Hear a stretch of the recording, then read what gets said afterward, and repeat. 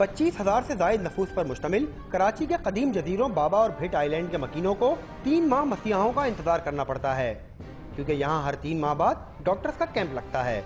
इधर कोई इंतजाम नहीं है इलाज का। 3-3 महीने में तुम लोग आया करो तो हम लोग दिखाएंगे, गरीब है हम लोग। हमारे यहाँ 5 महीने 3 महीने के बाद कोई आता है, कैंप लगाता है, तो फिर हमारे लिए ना जजकी की सहूलत है, ना किसी मरीज के कोई इमरजेंसी हो जाता है तो हमारे लिए बहुत मसला हो जाता है। महकमा मैरीन फिशरीज की जानिब से लगाए गए मेडिकल कैंप में मौजूद मरीजों का कहना है कि हुकूमत सिर्फ वोट लेने के लिए ही इन जगहों का रुख करती है। मेडिकल कैंप का नहीं है, नहीं सहूलत नहीं है।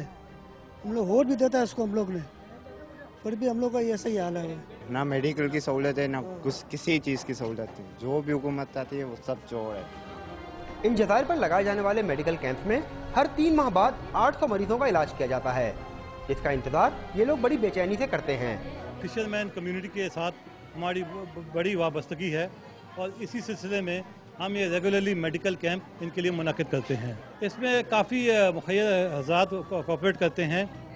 कराची के इन जजायर के बेबस मकीन इलाज की सहूलत के लिए समंदर के वाहिद रास्ते के जरिए शहर का रुख करने पर मजबूर हैं। अवामी हुकूमत में अवाम के लिए सहूलियात का अंदाजा इस बात से लगाया जा सकता है कि कराची की इस कदीम आबादी के मकीन सेहत की बुनियादी सहूलियात के लिए कई माह इंतजार करने पर मजबूर दिखाई देते हैं। कैमरामैन अख्तर चौहान के साथ ज़ीशान अहमद, डॉन न्यूज़, कराची।